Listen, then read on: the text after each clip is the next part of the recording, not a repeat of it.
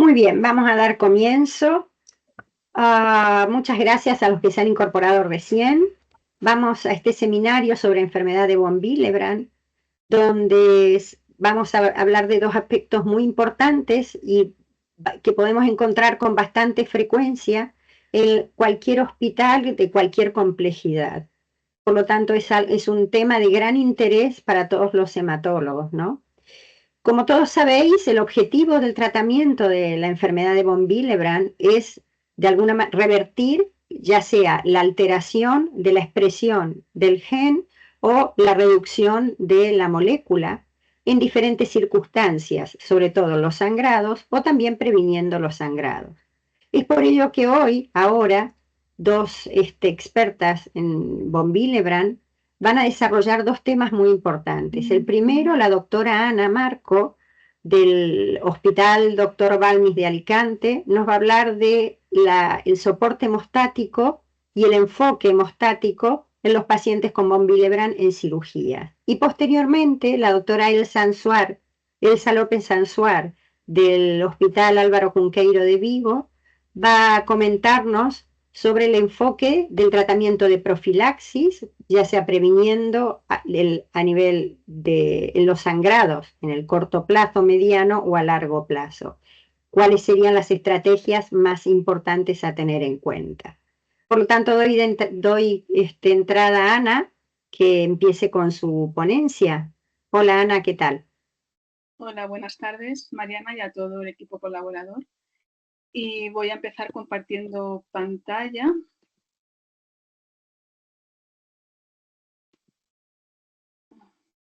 Toda la pantalla.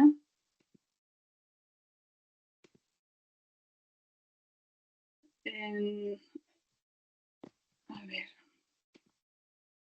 ¿Veis ahora la pantalla, la presentación? ¿Veis la Sí, presentación? perfectamente. Sí. Vale, pues buenas tardes. En principio, agradecer a la Real Fundación Victoria Eugenia su invitación a participar en este seminario. Y yo voy a hablar del manejo perioperatorio en la enfermedad de von Willebrand. No tengo conflictos de interés para esta presentación. Este es el esquema que vamos a seguir. Vamos a ver inicialmente qué datos tenemos que considerar en paciente con Willebrand que precisa cirugía. Ver también qué terapias tenemos disponibles en cirugía en enfermedad de von Willebrand, en particular los antifibrinolyticos, la desnupresina y la terapia de reemplazo. Y luego, como 4 escenarios de pacientes con Willebrand, ver cómo tenemos que manejarlos. El primero de ellos sería en cirugía mayor, ya vemos énfasis en la propiosis antitrombótica, en cirugía menor, extracciones dentales y otros procedimientos invasivos, y el parto y la hemorragia postparto en la enfermedad de von Willebrand. Y las conclusiones. La enfermedad de von Willebrand es la diátesis hemorrágica congénita más frecuente. Tiene una prevalencia del 1% en la población general. Tiene una herencia autosómica dominante y menos frecuentemente autosómica recesiva, en particular el tipo 2N y el tipo 3. Es heterogénea, varía en gravedad, predominan formas leves, la mayoría, como sabéis, son de tipo 1, y sangran fundamentalmente a nivel mucocutáneo, aunque el tipo 3 puede sangrar a nivel articular y a nivel muscular.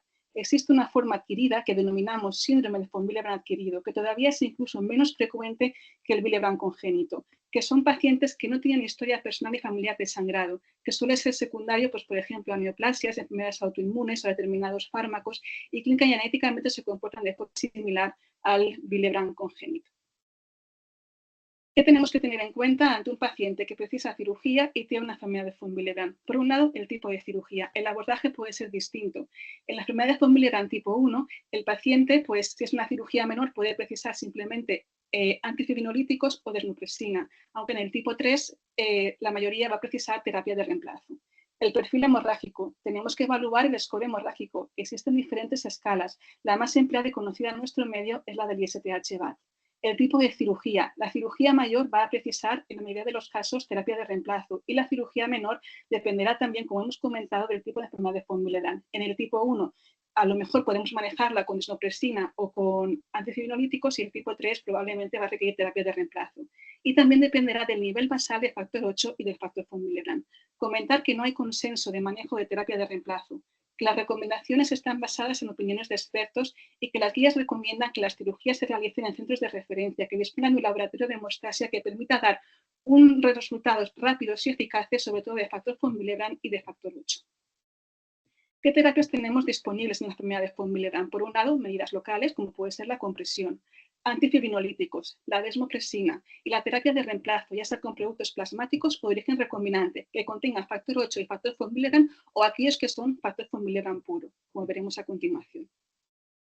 La desmopresina es un análogo sintético de la vasopresina, que induce la liberación de factor Willebrand y de factor 8 de endotelio vascular, y también induce la liberación de activador tisular del plasminógeno. También genera un aumento de adhesión plaquetaria. La dosis 0,3 picogramos por kilo. En contexto de cirugía se suele administrar por vía parenteral. Induce un aumento de factor 8 y factor Willebrand entre 2 y 4 veces el nivel basal. Se suele administrar 30 minutos antes de la cirugía o del procedimiento invasivo. El pico se alcanza a los 90 a 120 minutos y mantiene su actividad hasta 8 o 10 horas después. Es el tratamiento de elección en la mayoría de los Willebrand tipo 1 y en algunos casos del Willebrand tipo 2. No así en el 2B, que puede agravar la trombopenia, y tampoco en el tipo 3, que no estaría indicado.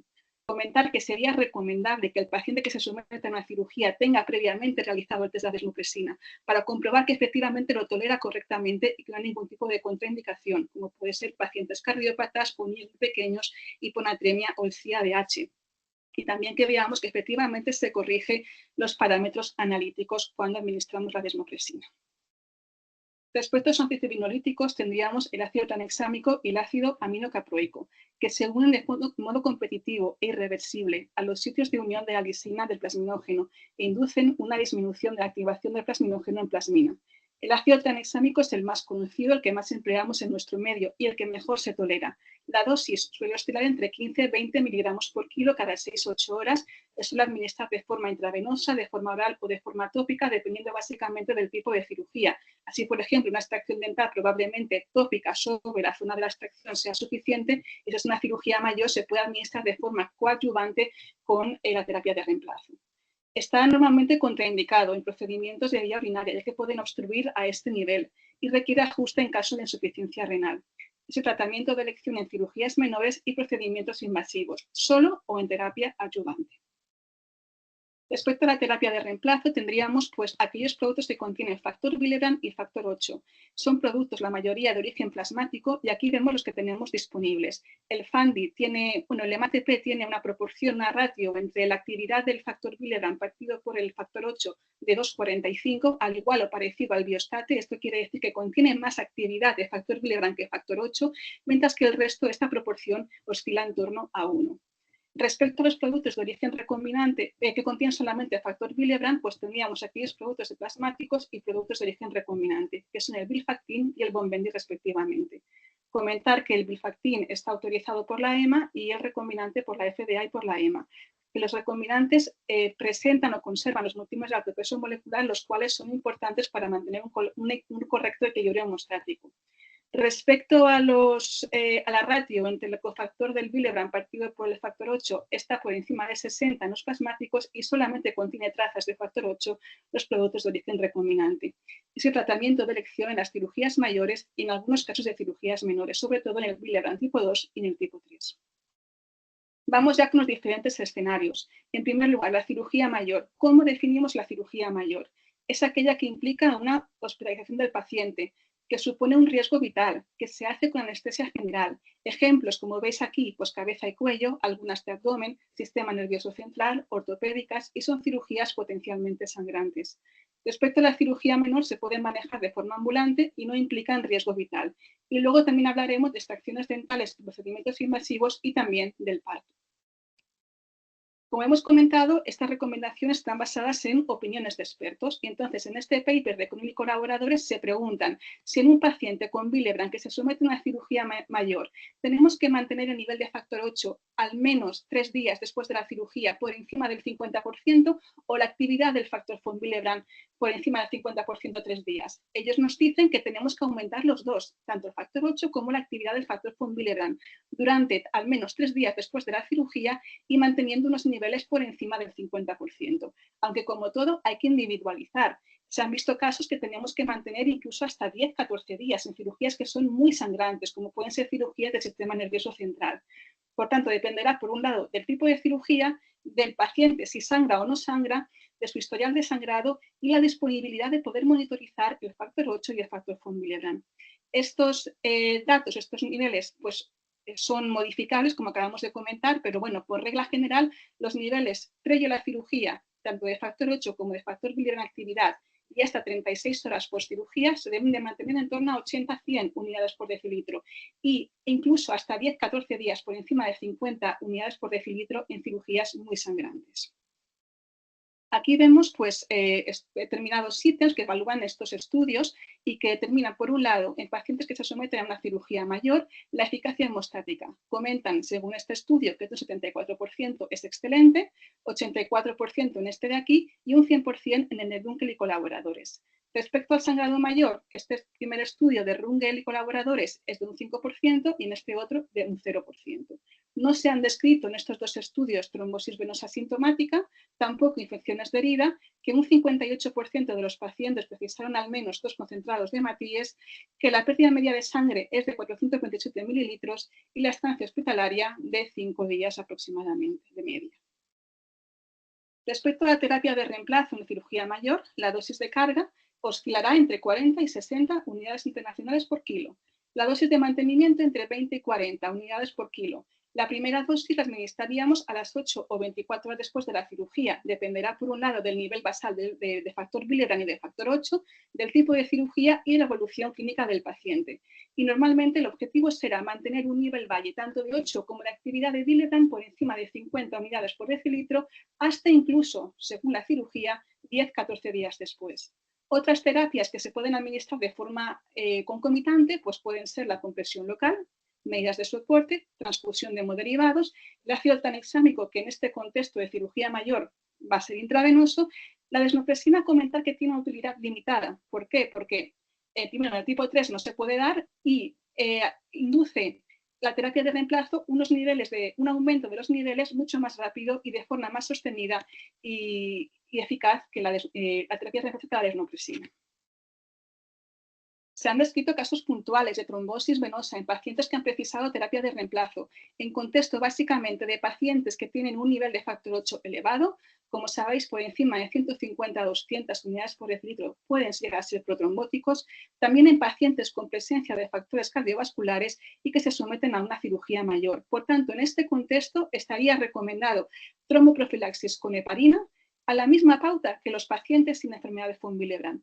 Y sería también recomendable monitorizar el nivel de factor 8 diario para evitar niveles elevados, por encima de 150 a 200, que pueden exponer al paciente a una trombosis. También podríamos plantearnos concentrados sin factor 8 o que contengan una baja cantidad del mismo para minimizar el riesgo trombótico en estos pacientes. Otras consideraciones a tener en cuenta en la cirugía mayor, pues que el coste de mantener un nivel de factor 8 o de factor Willebrand de actividad por encima del 50% durante 3 días puede oscilar entre $5.000 y $100.000 americanos según el peso del paciente. Que necesitamos, como hemos comentado, un laboratorio de hemostasia que sea lo suficientemente potente y eficaz para dar resultados postoperatorios rápidos. Nos han descrito efectos adversos relevantes. Habéis visto que en algún estudio pues, puede haber casos puntuales de trombosis, sobre todo en pacientes que tienen factores cardiovasculares y un nivel de factor 8 por encima de 150. Y hay pocos sangrados postoperatorios relevantes. Vale, vamos a la cirugía menor, volvemos a los paneles de expertos. El mismo estudio de Connell y colaboradores.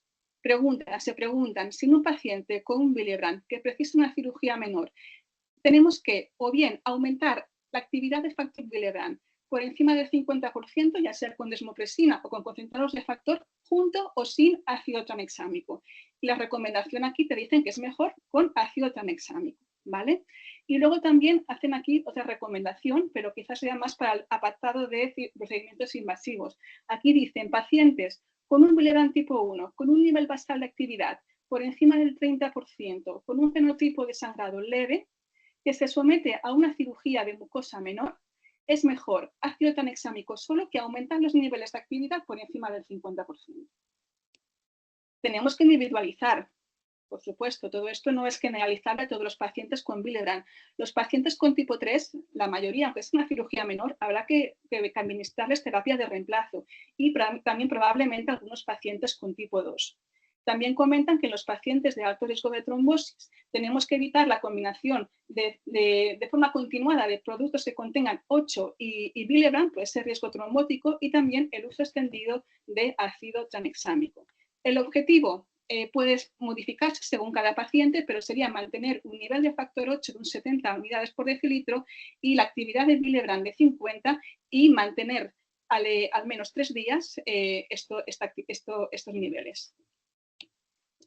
Aquí tendríamos determinados hallazgos de los ensayos clínicos que se han realizado, evalúan estos 3 ítems en pacientes que precisan al aumento por encima de un 50% de factor Willebrand junto con tranexámico, que sería esto de aquí, y sin tranexámico. Por ejemplo, el sangrado postoperatorio, vemos que el riesgo cuando asociamos las dos cosas es de 108 por 1000. Y cuando la diferencia en riesgo cuando no utilizamos tranexámico aumenta 547 por 1000 y el riesgo relativo es de 6,29. Luego aquí tendríamos otros ítems como es efectos adversos que requieren retirada o cirugía mayor que requiere transfusión. Aquí la diferencia en riesgo no es estimable, está como indica aquí, con un grado de evidencia muy bajo o bajo como se indica. Aquí otros estudios que evalúan otros diferentes ítems y aquí os he subrayado los más importantes. El riesgo de complicaciones de sangrado, un 11%. La hemostasia se consideró como apropiada prácticamente en el 100%, un 98% de los casos.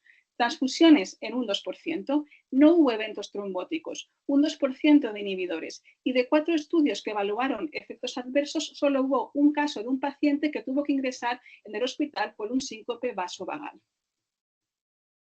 Aquí tendríamos los estudios que se han realizado tanto con Vilate o en el MATP, un estudio americano, el estudio europeo con MATP y el Vilfactin. La N en cada uno de ellos y vemos por un lado la dosis de carga en cirugía mayor y en cirugía menor y la dosis de mantenimiento.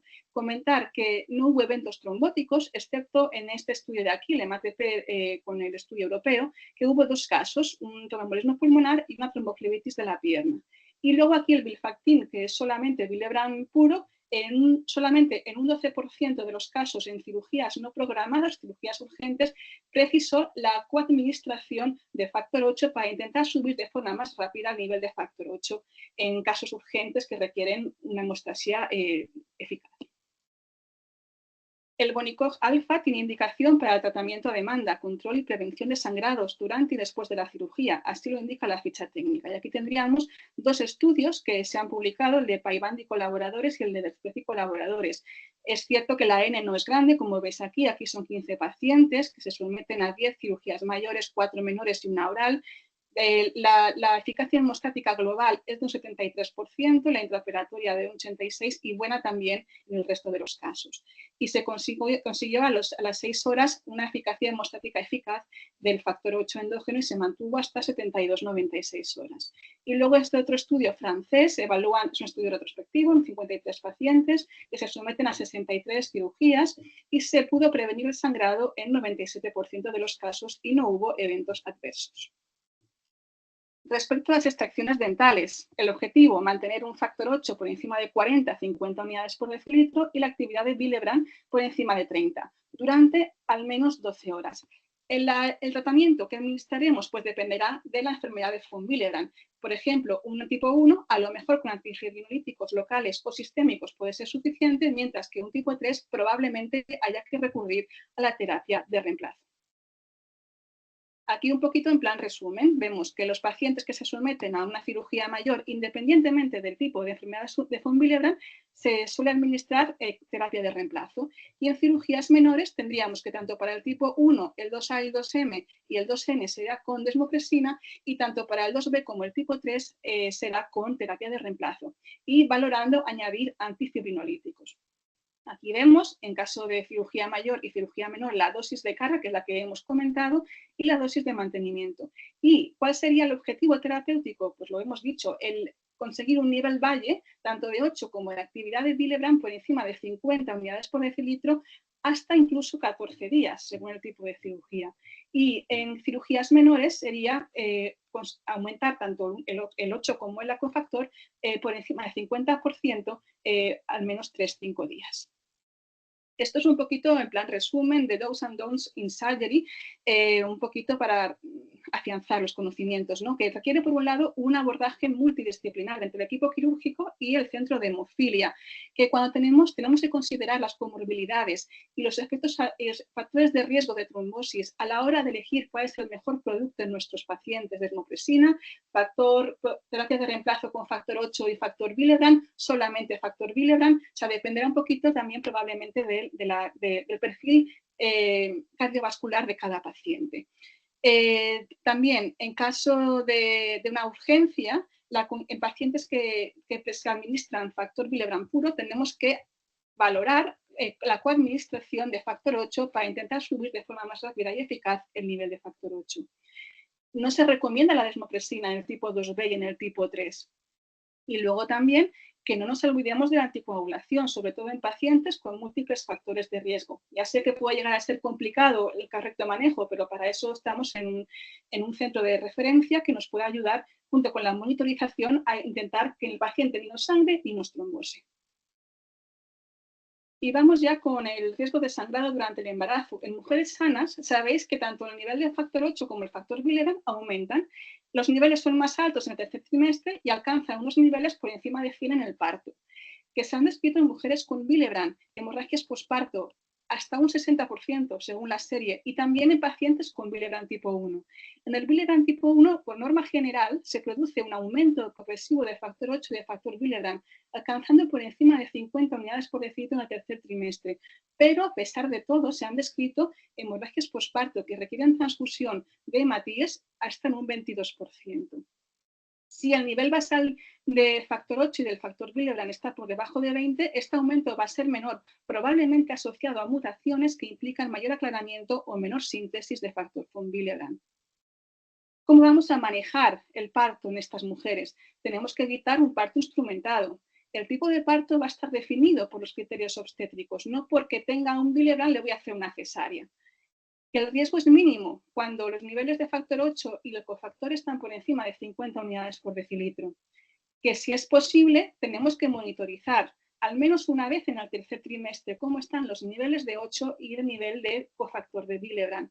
Y comentar que una vez que la mujer ha parido, ya los niveles van descendiendo y para una forma de prevenir la hemorragia postparto sería la administración de ácido tranexámico cada 8 horas o vamos un poquito ajustando durante 2 semanas y comentar que se podría dar durante la lactancia. ¿Cómo vamos a manejar el parto según el tipo de enfermedad de von Willebrand? Pues el tipo 1, probablemente con la desmopresina tengamos suficiente.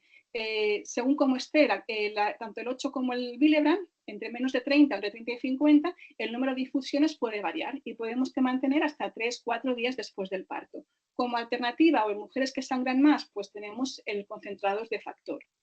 El tipo 2A, el cofactor, como sabéis, se lo está reducido, aunque se produce un leve incremento que podría ocurrir, pero normalmente se suele precisar con terapia, se suele tratar con terapia de reemplazo. El tipo 2B se puede agravar la trombopenia, dependerá de la mutación en el gen del factor Willebrand, que normalmente se trata con concentrados de factor durante el parto y durante 3-5 días posteriores, e intentar mantener plaquetas por encima de 50.000. El tipo 2M, el cofactor está por debajo de 50, el antígeno y el 8 pueden subir durante el embarazo, pero normalmente se tratan con concentrados de factor en el parto durante 3-5 días. El 2N, ahí esta mutación, como que veis aquí, el factor 8 se puede llegar a normalizar y a veces con la desmopresina puede ser suficiente el tratamiento de estas mujeres. Si tiene la mutación, pues tendríamos que proceder a la administración de concentrados de factor en el parto durante 3-5 días. Y en el tipo 3 no se produce prácticamente aumento durante el embarazo y se administran concentrados durante 5-7 días e intentar mantener unos niveles por encima de 50 unidades por decilitro. Y comentar que se ha escrito en la literatura que algunas pacientes estaban en profilaxis, que ahora me lo va a explicar la compañera, previo al embarazo y que se podría mantener durante el mismo. Teníamos también además que valorar profilaxis antitrombótica en cesárea, al menos hasta suspender el factor, y el ácido tranexámico hasta 10-14 días posparto, también con la idea de reducir la hemorragia posparto. Como conclusiones, pues la enfermedad von Willebrand y cirugía requiere un abordaje multidisciplinar, una colaboración entre el equipo quirúrgico y los hematólogos, que en caso de cirugía mayor normalmente se va a administrar concentrados de factor y antifibrinolyíticos con el objetivo de mantener un cofactor de factor von Willebrand y un factor 8 por encima de 50 unidades por decilitro hasta 14 días después de la cirugía. En la cirugía menor podemos administrar desmopresina.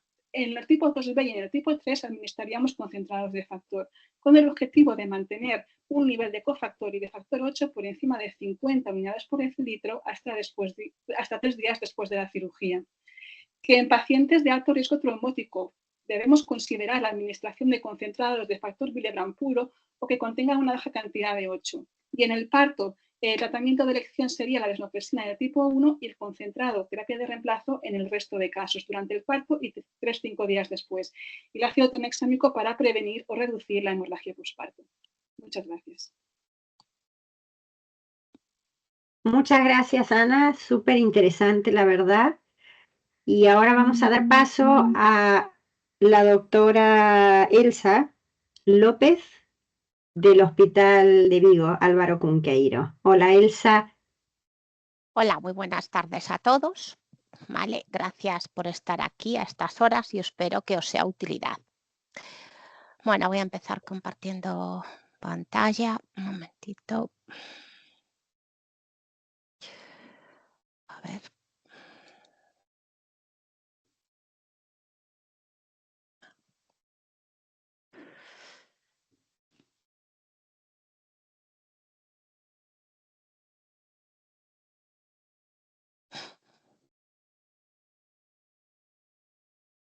A ver.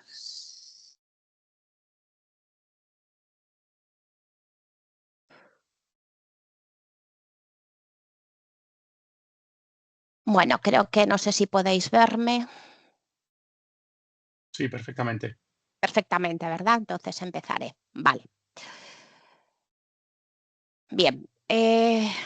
Mi parte quizás es una parte un poquito con visión de futuro, porque nos estamos empezando a plantear este tema en otra de las coagulopatías que hasta ahora, bueno, pues no ha focalizado tanto el punto de interés en este tema.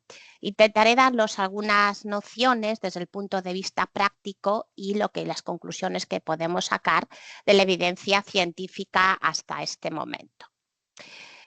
Lo primero que tendremos que saber es de qué estamos hablando, una definición y los objetivos de este tipo de terapia y de las opciones con las que contamos. Dependiendo de la opción que escojamos, tendremos que manejarlo de una manera u de otra. Y a lo largo de la presentación intentaré daros algunas nociones para que podamos aplicar en nuestra clínica diaria. ¿De qué estamos hablando? Bien, de dos cosas. Periodos continuados de tratamiento de al menos 3 a 6 meses, ¿vale? Con factor de von Willebrand, al menos una vez por semana. Fijaros lo que os digo, al menos una vez por semana. De ahí podemos ir subiendo. De 3 a 6 meses. ¿Por qué no está tan clara la definición? Bueno, porque ya os comentaré que podemos hablar de profilaxis, digamos, a corto plazo o más a largo plazo. Y lo último que podéis ver aquí, que me parece muy interesante, porque ya sabréis que en el von Willebrand la mujer adquiere vital importancia por algo tan sencillito que nos pasa a las mujeres todos los meses. La administración regular durante las menstruaciones también se considera como parte de nuestro tratamiento profiláctico. El objetivo es la disminución o la prevención de los eventos de sangrado. Sabéis que esta patología tiene un patrón de sangrado que nos trae de cabeza muy heterogéneo y que abarca múltiples puntos, tanto mucosas, ¿vale?, como articulaciones, y además depende de la severidad y del subtipo. Todo un lío, pero tenemos que luchar con él. También sabéis que las guías hace unos años ya que ha supuesto todo un hito para esta patología, nos dan unas nociones tanto en el diagnóstico como en el tratamiento. Pero ya al poquito tiempo, ¿vale? Ya aparecen algunas modificaciones, algunas apreciaciones con respecto a estas guías. Ya hemos caminado unos años y hemos evolucionado, ¿vale? Las cosas van cambiando. ¿De qué nos hablaban estas guías? Bueno, que nos tenemos que plantear efectivamente, ¿vale? La profilaxis, tanto en hemorragias graves como en hemorragias frecuentes. Ojo a la definición, hablamos de intensidad y hablamos de intensidad y de frecuencia. Con ello también nos estamos planteando la calidad de vida, ¿vale? Pero también nos dice en ese momento que nos debemos de replantear con la evolución del paciente, ¿vale? Cómo continuar, cómo ajustar. Es ya conocido de hace muchos años el papel de la profilaxis en la hemofilia. Con esta idea, ¿vale? Con esta idea se empezó ya a trasladar al von Willebrand y esto se tiene que seguir perfilando. En este esquema, ya en el año 2021, ¿vale? Pensando ya en la patología hermana, que sería la hemofilia, se nos habla de unas dosis, de unas pautas, ¿vale? Nos empezamos a orientar y fijaos que ya diferenciamos. Por una parte tenemos los hemartros, por otra parte tenemos el sangrado mucoso, que es muy relevante en esta patología y afecta a múltiples mucosas con diferentes repercusiones. Seguimos caminando y ya empezamos a hablar de lo que os comentaba. Hablamos de profilaxis a corto plazo. Todos tendréis en vuestra consulta la típica patología de epístasis de repetición, ¿vale? Que puede necesitar profilaxis recortadas y estas epístasis pueden variar desde varias veces a la semana, desde una duración muy pequeñita a duración de horas e incluso yo tengo casos de días y eso condiciona mucho la vida de los pacientes. Luego ya hablaríamos también de profilaxis a largo plazo que tendríamos que reevaluar periódicamente. Creo que me repito, pero sí, hay que reevaluar. En todos estos años, ¿vale? Ya hay cantidad de publicaciones antes de que salieran nuestras guías y que demuestran varios grupos de trabajo en diversas pautas de profilaxis, ¿vale? En diversos países que nos hablan de la efectividad, que nos hablan de la disminución de las tasas de sangrado a nivel anual. Es decir, sí existe una evidencia científica de la disminución de las tasas de sangrado.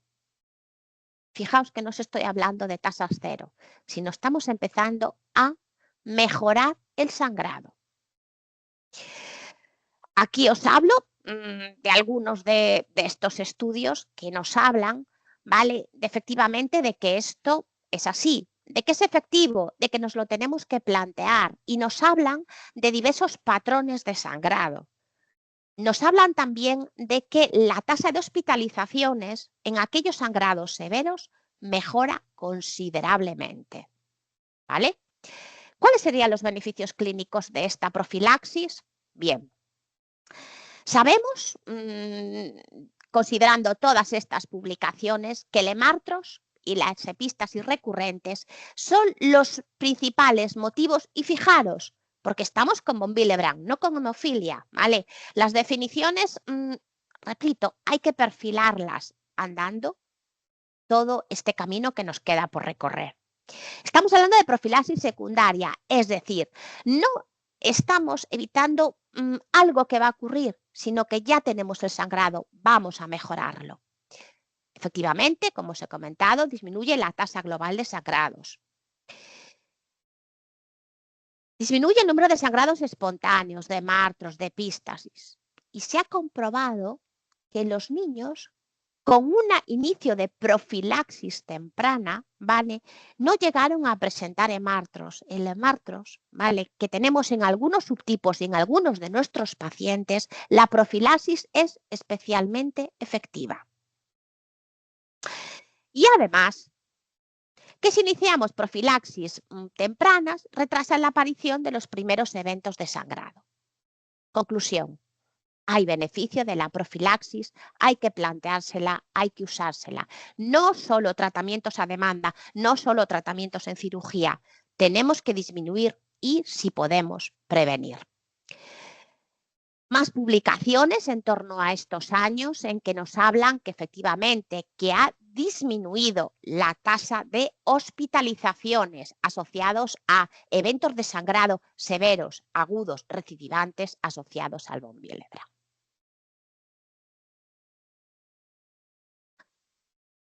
Y además, algo que nos agobia a todos en aquellos casos que tenemos que lidiar con hemorragias gastrointestinales. Sí, efectivamente. Sí hay una disminución, sí hay un beneficio, ¿vale? Y esto, ya veréis más tarde, es una de las justificaciones, ¿vale?, para iniciar nuestras profilaxis. Este estudio, lo que podéis objetivar es aquellas patologías, ¿vale?, que están asociadas en este estudio. Tenemos los subtipos más frecuentes y también los más asociados a sangrados gastrointestinales. Y además, ¿qué aprendemos en todos estos grupos de registros? Enseñanzas. Bueno, que las dosis las vamos adaptando a la clínica. De momento es lo que tenemos. No todos los tipos de sangrado necesitan la misma pauta de profilaxis. Y otra cosilla más, no todos los subtipos podemos usar el mismo tipo de profilaxis. Tenemos que ajustarlo a la intensidad y al tipo de sangrado.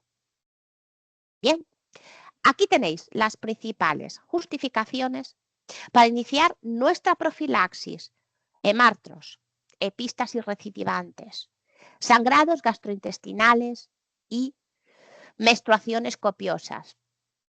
Otra cosilla más, hay que definir cuál es la menstruación copiosa, porque todos tenéis experiencia de que cuando los pacientes llegan a la consulta, todos sangran mucho, ¿vale? Todos sangran mucho, pero tenemos que definir unos criterios más allá de la escala BATS, ¿vale? La cosa tendrá que avanzar en un futuro. Vamos allá. Aquí hay un estudio reciente, retrospectivo, del sangrado gastrointestinal, que nos preocupa a todos, de las opciones de tratamiento. Nos preocupa porque es frecuente los sangrados de gran intensidad, que consume recursos, tanto días de estancia, tanto los procedimientos que hacemos para afiliarlos, aunque muchas veces los digestivos, pues bueno, pues nos ponen reparos, ¿vale?, para ver qué hay debajo de ese sangrado, sobre todo nuestras conocidas angiodisplasias, y también consume factor que en muchas de las ocasiones no es efectivo. Pero además sabemos que tiene altas tasas de recurrencia, que son complejos de manejar y que a veces tenemos que recurrir a opciones fuera de indicación y de ficha técnica, más allá de nuestro consabido factor. Vale, todos sabéis que en este sangrado hay un papel muy importante sobre todos los multímeros de alto peso molecular. El factor de von Willebrand desempeña un papel, ¿vale?, como antiangiogénico, ¿vale? Todos sabemos que detrás de este sangrado hay malformaciones arteriovenosas, ¿vale?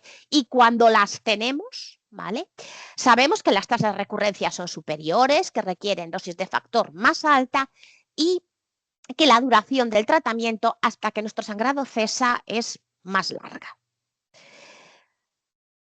Subtipos 2A y tipo 3. Ojo, tenemos que seguirlo y tenemos que seguirlo porque además la frecuencia incrementa con la edad, ¿vale? A mayor edad tenemos que ponerle más hincapié para saber o para pensar que este sangrado nos puede ocurrir.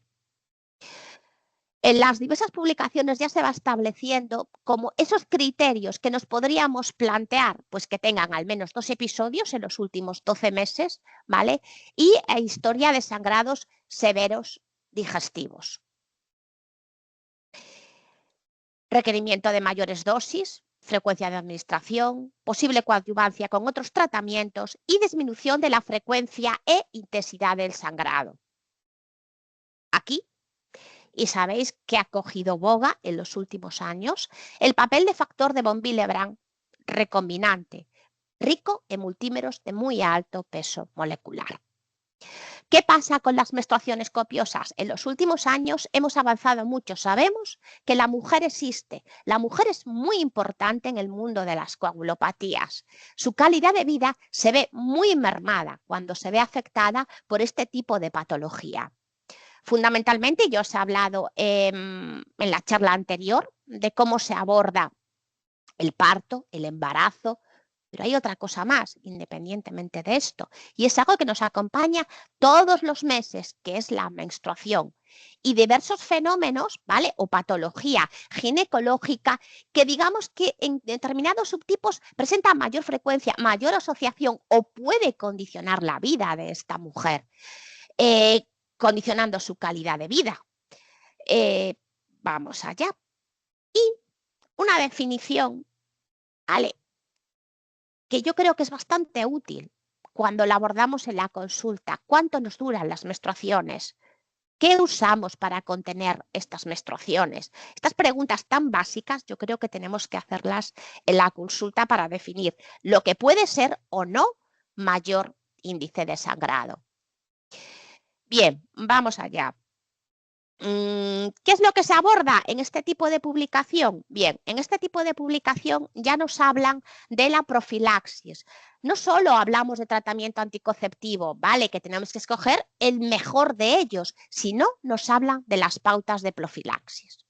¿Qué pasa con los hemartros? Vale, con los hemartros lo que pasa es que también lo tenemos en el von Willebrand y tenemos que abordarlo. No nos queda más remedio. Y a mayores sabemos que es muy efectivo la profilaxis. El 50% de los pacientes con tipo 3 y al menos el 10% de los pacientes con tipo 1 y 2 es lo que tenemos, tanto casos moderados como severos. Y además tenemos un porcentaje de pacientes que tenemos que pensar que ya en etapas tempranas pueden presentar episodios de hemartros, que no tienen que ser severos, pero están ahí y el daño articular a largo plazo va a existir. Vale, ya tenemos evidencia de que es importante.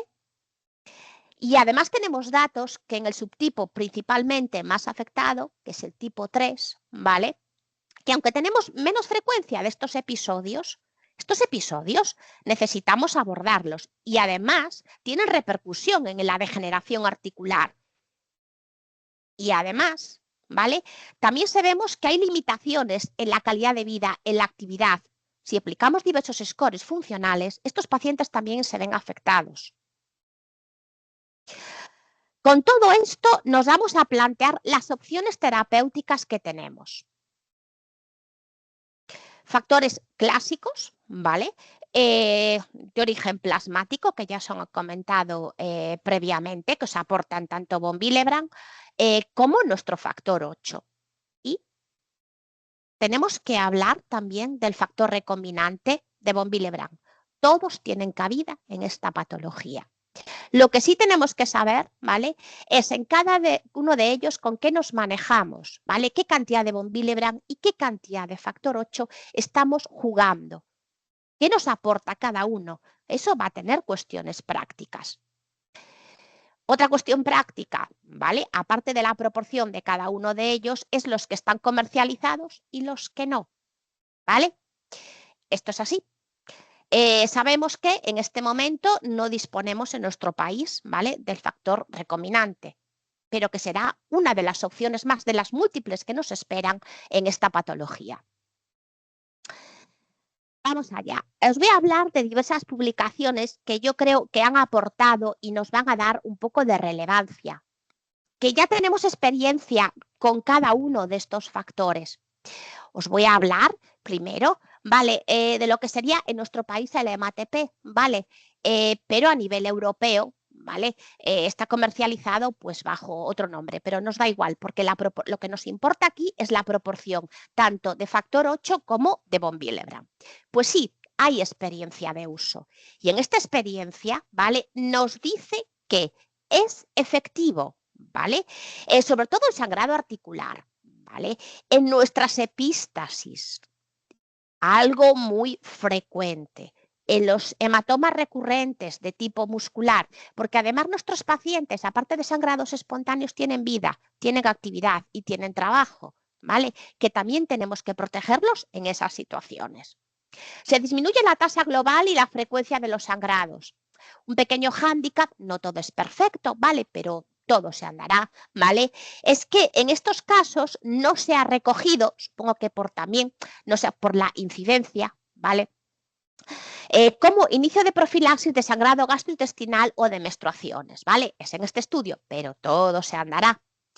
En cuanto a los subtipos recogidos en este estudio, pues tenemos 2B, 2A, ¿vale? Y tipo 3. Sí me ha llamado la atención que no se registre diferencia entre los diversos subtipos, porque yo creo que hay que tratarlos de forma diferente. Otro artículo procedente de otro de los factores, que en este caso presenta una relación entre el von Willebrand y el 8, pues similar,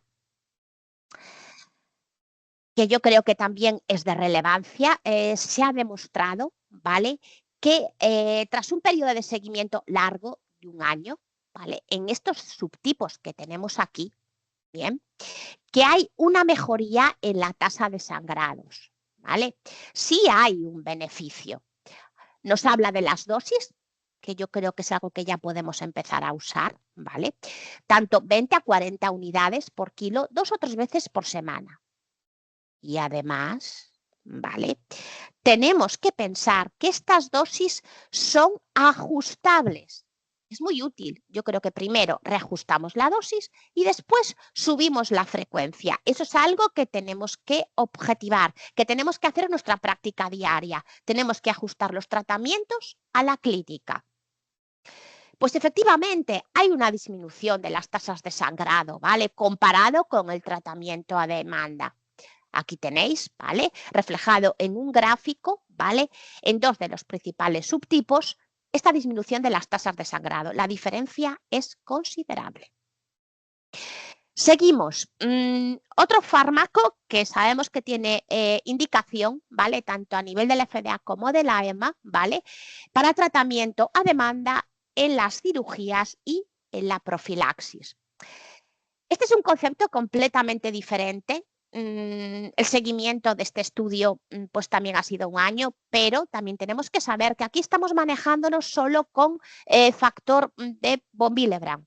Esto significa que nuestras pautas de uso van a ser completamente diferentes, pero aún así, ¿vale?, hemos conseguido una eficacia, una disminución de las tasas de sangrado con respecto a aquellos pacientes que previamente están a demanda. Me da igual que estuvieran con factor plasmático o con el propio factor recombinante. Hay una mejoría, ¿vale?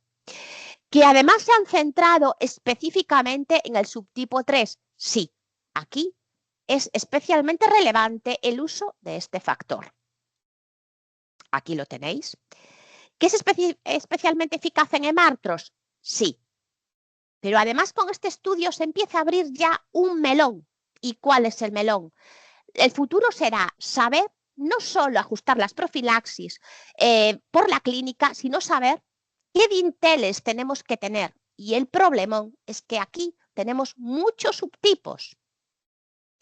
Aquí tenéis las pautas que se han usado, tenéis que saber más o menos. Es diferente a aquellos que ya estaban, eso sí, con tratamiento previo recombinante a demanda o estaban con factor plasmático, en los que se ha hecho un promedio para trasladar ese tipo de tratamiento al tratamiento con factor recombinante.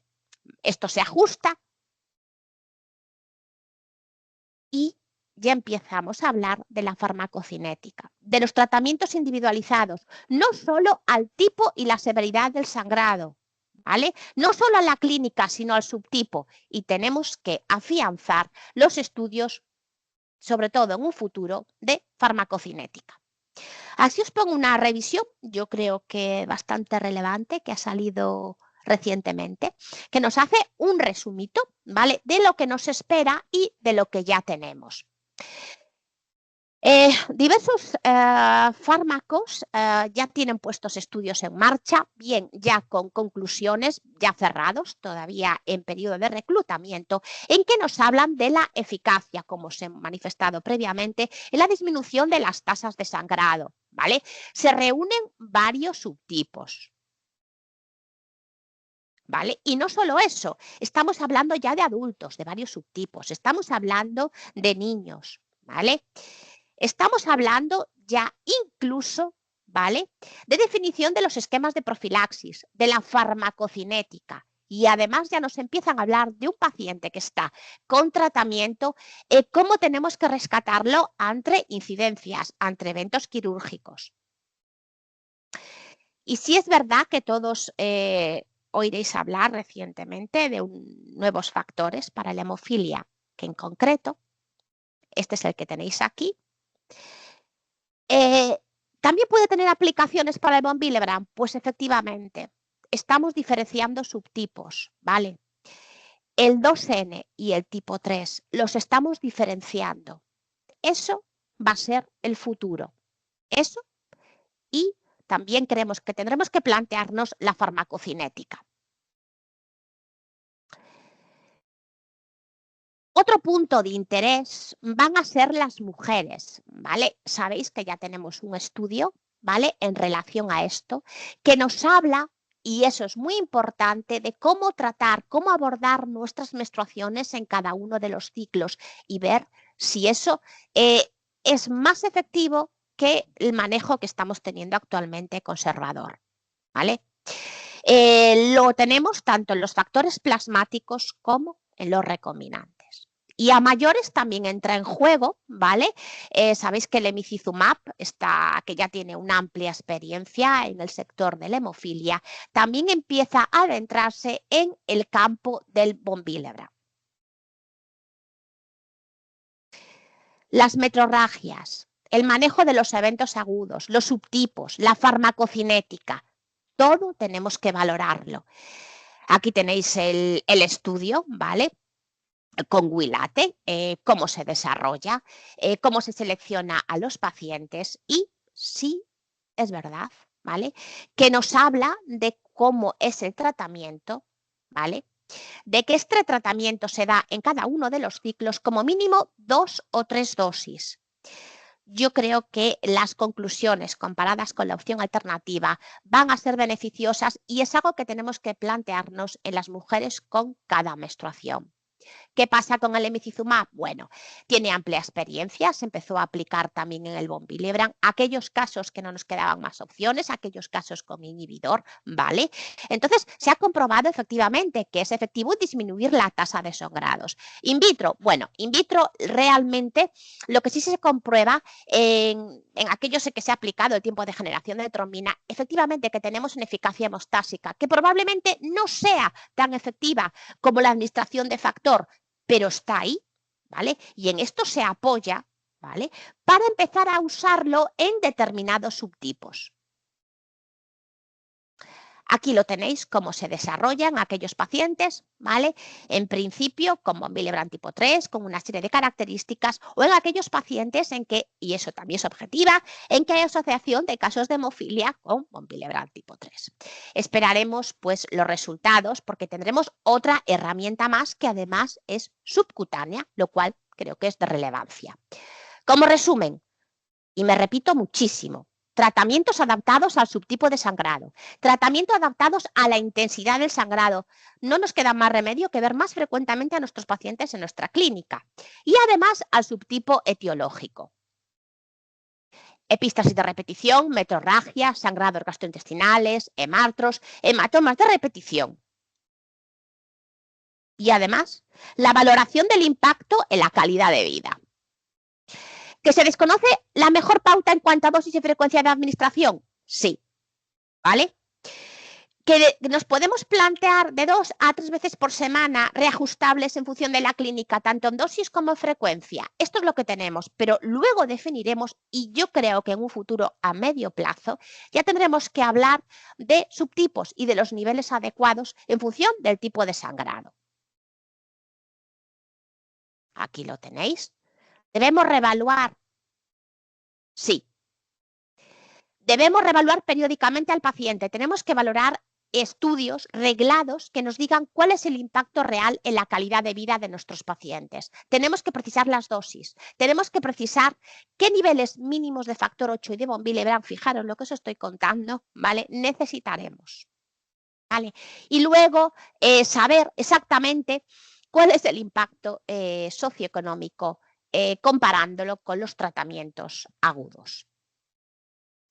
Necesitamos mejorar la evidencia científica. Tenemos que ampliar la oferta terapéutica adaptados a los subtipos de cada von Willebrand. Tratamientos personalizados. Bueno, esto ya sería el sumum del sumum. Es muy importante los grupos de registros, como que sabéis el grupo de registro que se ha abierto recientemente y avalado por la Sociedad Española de Trombosis y Hemostasia. Tenemos que meter a nuestros pacientes en registro. Tenemos que saber lo que están haciendo. Nos tenemos que reunir todos. Lo último, y me vuelvo a repetir, estas serían pues una serie de conclusiones, los tratamientos personalizados. ¿Que nos queda mucho? Sí, pero yo creo que podemos hacerlo. Y a mayores, ampliar y mejorar la oferta terapéutica. Varios factores, varios tratamientos tienen cabida y la cosa se complica porque cada von Willebrand tendrá un tratamiento diferente. Muchísimas gracias a todos. Yo creo que hasta aquí. Espero que os haya sido de utilidad. Muchísimas gracias, Elsa. Ha sido, la verdad, una revisión súper exhaustiva y genial que hayas puesto tu punto de vista. Bueno, se animó a poner las preguntas en el chat está abierto. Y bueno, ahora ya tenemos una primera pregunta que pregunta, ¿existe alguna directiva? Creo que es para ti, Ana. ¿Existe alguna directiva respecto a la forma de finalización del embarazo, parto o me imagino cesárea en pacientes con coagulopatías? Bueno, pues como hemos comentado, el tipo de parto depende fundamentalmente de criterios obstétricos. O sea, no porque tenga un Willebrand hay que hacer una cesárea. O sea, tenemos que ver si por criterios obstétricos lo cumple, será cesárea, y si no, en principio sería vía vaginal. Luego también otras normativas, por decirlo así, pues evitar el parto instrumentado, evitar el uso de ventosas, el uso de forceps. Y luego, pues bueno, el tratamiento que hemos comentado, si es un tipo 1, probablemente se puede beneficiar de la desmopresina en el momento del parto y luego hasta 3-4 días. En el resto de tipos sea mejor, quizás porque son más sangrantes, la terapia de reemplazo. Y luego también los antifibrinoolíticos, porque nos pueden ayudar a reducir la hemorragia postparto. Ya, pero digamos que tampoco las guías nuevas, bueno, las del 2021 tampoco es que se mojan mucho, ¿no? Deja mucho abierto a criterio, no al digamos, de los médicos tratantes. O, por ejemplo, me imagino yo a los gines también, que es lo que... Y en base a la experiencia que hayan tenido ellos, pues también se también influye, por lo menos en nuestro hospital muchas veces sí, ¿no? Sí. Bueno, y tengo una pregunta para Elsa, que tú sabes que, como tú comentaste el WIL 31 y que ha bajado realmente, se objetiva un descenso de los sangrados de casi del 90%, dependiendo de algunos grupos de pacientes y de los tipos de von Willebrand. Pero hay una cosa que llama la atención ahí, que es la epistaxis, ¿no? Que es algo que altera mucho la calidad de vida de los pacientes. Y tú, desde tu experiencia, digamos, ¿qué número de epistaxis es tolerable para tratar a demanda? ¿Y qué número crees que es para iniciar profilaxis? Es una buena pregunta. Es que... Claro, que es lo que se preguntan todos estas cosas prácticas, ¿no? ¿Cuántas epistaxis espero que tengan mi paciente? Depende también lo que le afecte la calidad de vida y la tolerancia, ¿vale? Tú te das cuenta que el nivel de la tolerancia de la epistaxis es diferente. A ver, y además es que yo tengo la sensación de que los recursos que yo tengo en este momento no son adecuados para manejar las epistaxis, ¿vale? A ver, si tú tienes una epistaxis, una hora de duración, tú puedes aguantar. Pero si tú tienes una epistaxis que te dura más de 6 horas, ¿vale? Pues es muy fácil, cojo y me pongo tratamiento a demanda. Pero si yo tengo epistaxis, además no son las epístasis no son iguales, es decir, pues puedo tener un mes en que tengo 2 o 3 episodios y puedo tener otro en que me tengo que fastidiar y tengo 2 episodios por semana. Y yo tengo pacientes que tienen episodios que duran 12 horas y 24 horas. Y es muy triste levantarse de la cama y que tú tengas las sábanas y tengas la almohada mojada. ¿Cuál es la cuestión? Todo depende. El número de episodios en este esquema que he puesto, igual que de Martos, yo creo que el de Martos es más fácil para decidir cuándo plantear. Hombre, claro, eso, por eso es mi pregunta, a ver, para la gente, ¿no? Que está escuchando y en su hospital en el día a día. Claro, ahí está. Tienen que viene el niño, la madre con el niño desesperada, la madre súper angustiada. Súper angustiada, ahí está. ¿Cuál es el problema? Que no hay esa concienciación, de tal manera que tú empiezas un niño que le tienes que poner, y por encima tienes que empezar a ponerle factor, y 2, 3 veces por semana. Claro, cuando puede ir arreglando, pues es muy difícil a veces planteárselo, ¿vale? Si realmente esas epístasis son mayor de 6 horas de duración, que si me tiene un episodio, pues 1 vez, 2 veces al mes, pues chica, yo no me mojo, ¿vale? Pero si veo, ¿vale? Y luego también existen, lo puedes hacer recortado, no tienes por qué tratarlos. Es decir, tú puedes tratarlo tratando 3 meses y punto pelota, y luego cortas, ¿vale? Es así. Esto yo creo que hay que planteárselo. ¿Cuál es la cuestión? Yo lo adapto a la clínica, lo adapto al tipo de paciente, se lo planteo a los padres. ¿Y que son reacios? Pues sí, ¿vale? Pero una epístasis que te dura mayor de 6 horas, que tienes múltiples episodios, o aquellas epístasis que tienes 3 episodios a la semana, pues tú inicias la profilaxis, ¿vale? Todo depende de la frecuencia y de la intensidad. ¿Cuál es el problema? Para mí, el problema es que no sé qué niveles tengo que tener los adecuados. Eso es el siguiente paso. Y luego, además, es que me depende del subtipo. Y cada subtipo tiene una severidad y tiene una calidad de vida diferente. Claro, entonces, y luego qué nivel valle y qué nivel pico. Jolín, es que la historia es que es algo que también nos debemos de plantear, y la vida media de cada factor. De hecho, un poco lo que intentaba reflejar, porque vale, adaptarlo a la clínica, pues bueno, sí, lo vas haciendo con la frecuencia, el número de dosis a la semana, le vas reajustando la dosis, pero claro, el dintel adecuado, claro, aquí estamos hablando de disminuir eventos desangrados. Si resulta que tengo un hemartros y que resulta que pues acaba con artropatía porque no he hecho algo fantástico y maravilloso como la hemofilia, pues ahí está. No sé si me enrollo. Igual, claro, que sea revisado por un otorrino, va bien también por si es también, a veces cauterización, pero es muy agradecido. Claro. Los padres al principio son reacios, pero luego cuando dejan de tener epistaxis soy muy agradecida, la verdad. Y claro, hablando de monitorizaciones y demás, Ana, es la otra gran pregunta, ¿no? De la gente que puede tener en los hospitales puntualmente un paciente con un von Willebrand que se intervenga, yo qué sé, de la vesícula, de la próstata, en fin, que de estos pacientes hay en todos lados. ¿Qué timing, en qué momentos tú dosificarías el factor 8, el factor von Willebrand o los dos? En principio los dos, ¿vale? Entonces, haremos justo antes de la cirugía para asegurarnos de que los niveles son 80 100 unidades por decilitro, como hemos comentado, según el tipo de cirugía que se someta al paciente, y luego lo hacemos de forma diaria. Normalmente en nuestro hospital tenemos un laboratorio de hemostasia lo suficientemente potente para ofrecer este servicio y lo hacemos pues después de la cirugía, al día siguiente, y probablemente en una cirugía mayor más días que una cirugía menor, que a lo mejor en 2 días ya. Sí. ¿Cuánto tiempo, Ana, haces el después de la cirugía, más o menos? Ya sé que es adaptable a cada paciente y a la cirugía, ya lo sé. Ya sé, eso también me pasa a mí, un contraste, pero ¿cuánto tiempo después? Claro, porque yo lo necesito para una orientación, claro. Y luego, antes de la cirugía, claro, todo depende, porque luego tienes que, bueno, con el anestesista, cuando ya son cirugías mayores, y entonces, claro, para decirle cuánto tiempo más o menos antes de la cirugía haces el factor, para saber, pregunto. Tú imagínate que se lo pones ahora y después le dices cuánto tiempo tiene que pasar hasta que podéis hacer la cirugía. En principio, pues a la media hora o 1 hora podemos hacer la determinación, confirmamos que los niveles son correctos. Claro, ahí está. Y procedemos al quirófano, ¿vale? Y ya le decimos sí. Una vez que ya ha finalizado la cirugía, pues a las 4 o 5 horas hacemos una determinación y luego al día siguiente y vamos ajustando pues según la evolución clínica del paciente, sí, todo y el número de días de monitorización. Sí, yo también lo hago así. Y una pregunta, ¿tú estás tranquila con la recomendación de más de 50, como así, % de niveles?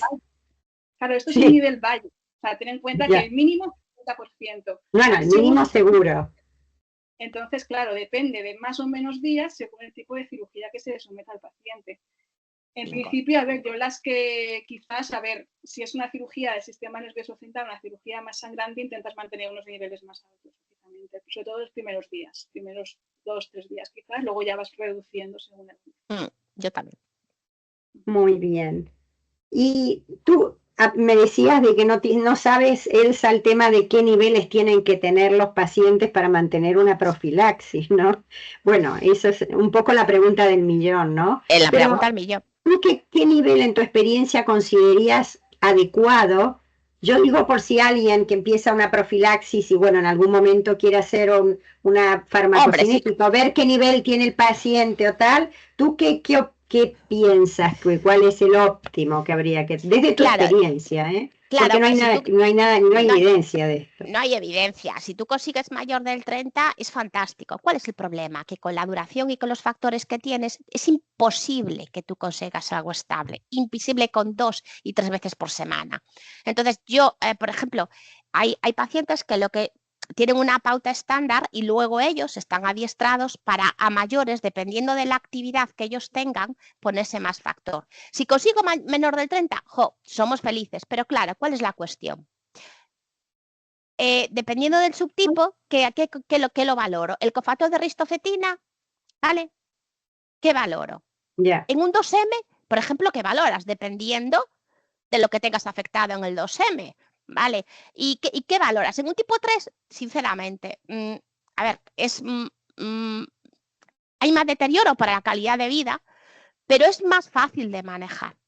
No sé si me he explicado. En los otros subtipos tienes que jugar con los niveles de factor 8 y nivel de cofactor o de unión a colágeno que tú tienes. Ahí está el quid de la cuestión. Y sabiendo que además la vida media de nuestros factores actuales no te permite, ¿vale?, mantenerles pautas estables. Eso, entonces, yo si consiguiera pues un 30%, hombre, sería feliz. Di tú que no todos necesitan un 30%. ¿Vale? Dependiendo también la clínica principal que el paciente tenga. Claro. Y tengo una pregunta para las dos, a ver qué opináis, ¿no? Porque, bueno, todos sabemos que es importante antes de tratar a un paciente ver el producto que tenemos en el hospital, que a veces tenemos uno solo y tal, es ver que la proporción de factor 8, factor von Willebrand, o bueno, ¿vosotras qué creéis? Que dependiendo de qué factor se utilice es más importante dosificar factor 8 que von Willebrand, teniendo que elegir, supongan, una determinación por no poder hacer las dos a la vez? ¿Qué opináis en ese sentido? Que esto es algo práctico para la gente, ¿no? Sí que es cierto que antes se dosificaba más por el factor 8, ahora se hace más por el factor Willebrand por la actividad. Nosotros, de hecho, en nuestro laboratorio lo hacemos así. ¿Y tú, Elsa? En cualquiera de los concentrados que utilices. Yo hago los dos. Yo mido el cofactor y el factor 8. Y si incluso tienes disponibilidad de los dos, sí, pero si tienes que elegir entre uno y otro, el cofactor. Claro. Yo sí. Sí, tengo que escoger el cofactor, claro. ¿Cuál es? Es una duda que me entra, ¿sabes? Por ejemplo, es que si tú tienes un 2M que tú has obtenido, por eso es tan importante el diagnóstico. Si tú tienes un cofactor que lo tienes normal y lo que tienes afectado es la unión a colágeno, ese es el kit de la cuestión. Me he explicado. Que esto es otra, que es muy importante el laboratorio de hemostasia en el BOM, muy importante. ¿Vale? Sobre todo para los tipos 2, que a mí son los que realmente me dan miedo, ¿vale? No tanto el tipo 3 o ni siquiera el 2N, ¿vale? Pero a mí el tipo 2 sí me da miedo. Y como dices tú, que sea más fácil de controlar, entre comillas, el tipo 3 o el tipo 1 que el tipo 2, ¿no? Por esas variabilidades del cofactor. Sí. Y Elsa, tú comentabas el hecho de que, claro, un paciente con hemofilia, o sea, la experiencia que tenemos en von Willebrand de profilaxis es un poco importada de la hemofilia, ¿no? Sí, Y entonces, pero claro, un paciente con hemofilia que, sobre todo grave, tiene sangrados, que es como más fácil convencer a la familia y al paciente de que es importante poner prevención del sangrado, ¿no? ¿Y tú qué estrategias crees que es en un caso de un paciente con von Willebrand, que de todas formas hay que reconocer que viene 10 veces más hoy en día al hospital que el paciente con hemofilia, ¿no? El que no está en profilaxis. Entonces, ¿qué estrategia crees tú que es válida, llegado el caso, que los compañeros que están escuchando se enfrenten a una situación así? ¿Qué tips les darías como para convencer, entre comillas, ¿no? Aparte de que va a dejar de sangrar, probablemente, ¿no? Por el tema del acceso venoso, digo, ¿no? Por el tema tener que venir el al hospital a futuro, ponerse, en fin, por estas barreras. Como, el futuro, la calidad de sí, vida y el futuro. Les hablo del exacto. futuro. Las epistasis, porque puede ser a corto plazo para mejorar una situación y que se puede readaptar. Y dice, esto lo volvemos a hablar, no pasa nada, pues nada, lo hacemos ahora y luego pues ya se verá, no pasa nada. Y luego otros tipos de sangrado más severos por la calidad de vida. Me acuerdo, pues hace años, yo me acuerdo que bueno, 2 viejecitas en mi antiguo hospital, que eso yo me acuerdo, esto lo pasé con tipo 2A, y estaban metidas en el hospital día sí, día no, con Claro. sangrados gastrointestinales. Yo las vi chocándose. Y claro, las viejecitas, el decirles ponerle, costó, conseguí una de las hermanas que se pusiera en profilaxis. La otra costaba muchísimo, yo me acuerdo de verla en urgencias y a decirle, bueno, mujer, pero vamos a ver, ¿qué? Y yo, ¿sabes? Le dije, llegamos a esta situación y no tenemos profilaxis porque cuesta muchísimo, pero yo estas 2 viejecitas, y además no paraban de estar hospitalizadas y empezaban a tener complicaciones de gente mayor. Y luego otra cosa que no me he metido es la profilaxis en gente que tiene comorbilidades, que eso ya se empieza a ver en el sector de la hemofilia, pero es que en el von Willebrand existe. Yo he tenido recientemente un 2N, ¿vale? Que es que tenía una cardiopatía isquémica y había que ponerle un stent. O sea, y decirle, pues a una persona que hasta ahora tenía una relativa calidad de vida, dije, mira, chico, tenemos un stent, tenemos que hacer esto, pues hay que poner ese factor, guste o no te guste, hay que pincharse, claro, que recortado. Para los niños es más complicado. También les vendo la misma política, lo de que sea recortado y ya está, ¿vale? Muy bien. Y si es pues ya sangrados severos, ya se convencen, con excepción, repito, de estas 2 viejecitas que me acordaré toda la vida, que yo las vi, vamos, con un sangrado digestivo chocadas en urgencias. Yo me acuerdo de verlas, sí. Hay una pregunta del público. En pacientes con angiodisplasia intestinal, ¿factor Ya. von Willebrand o alternativas como la experiencia reportada con Pazopanib por la doctora Vilalta? Ahí está. Bueno, no sé si quiere. Cualquiera de las dos, la que quiera responder. Yo con el Pazopanib, la verdad es que no tengo experiencia, entonces no sé. ¿Tú, Elsa? Yo tampoco tengo experiencia con él y yo pienso que con las angiodisplasias yo lo intentaría, lo que pasa es que no lo tenemos disponible y sé que, bueno, no sé si me apalearán por esto. Yo creo que tenemos que pensar en el factor recombinante, ¿vale? Como tratamiento, como profilaxis, como tratamiento agudo, y también tenemos que todas las opciones que tengamos de todos los fármacos para control, yo lo haría porque mejora mucho la calidad de vida de los pacientes. Yo lo haría. Sí, Eso es mi opinión. Ya. Sí, el tema es que el factor von Willebrand recombinante estaba aprobado solo para demanda. No sé si ya tiene la aprobación, y cirugías, Ya no la sé si ya tiene. tiene la aprobación para profilaxis. ¿Ya la Sí tiene? la tiene, Vale. sí.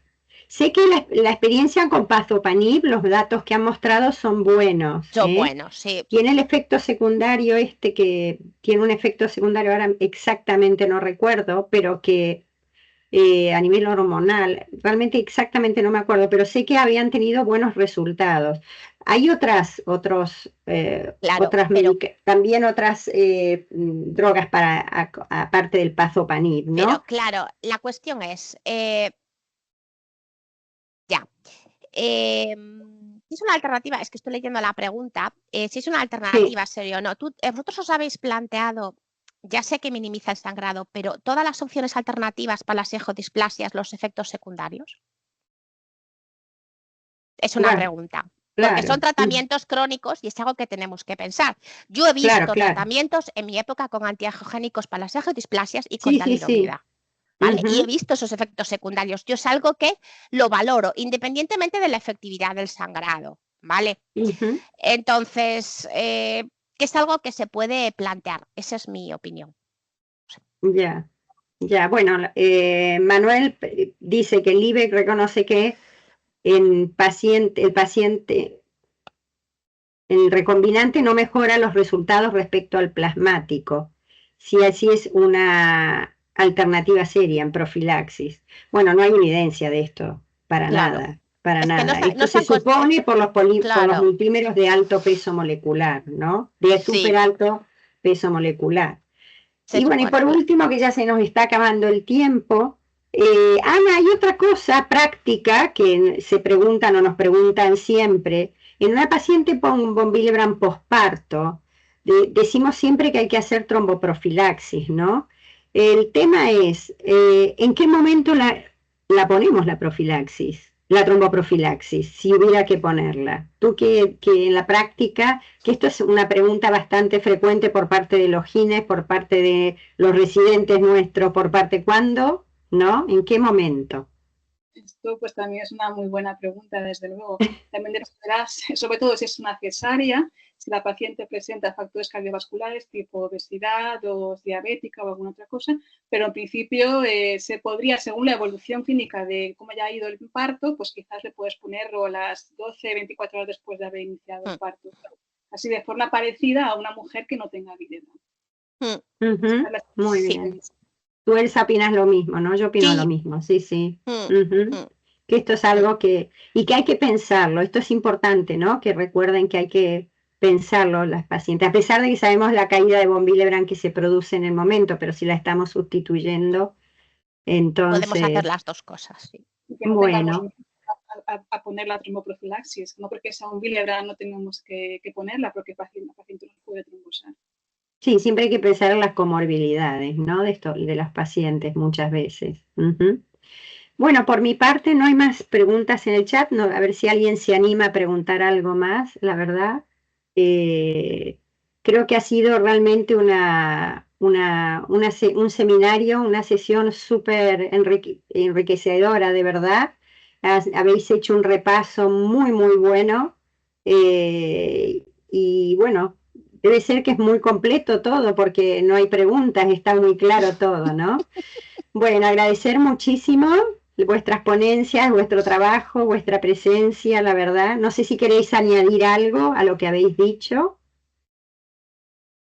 En principio ha quedado bastante claro tanto el tema de profilaxis como el tema de cirugía y que debe llevar a casa y el tratamiento que tenemos que utilizar en cada situación. Vale, entonces, nada, también quiero agradecer a la Fundación Real Victoria Eugenia por organizar estos seminarios, a Pilar que ha coordinado todo esto, a Ángel que está detrás de la puesta online y por supuesto a Octafarma que ha soportado el poder realizar este seminario. Bueno, muchísimas gracias y hasta pronto.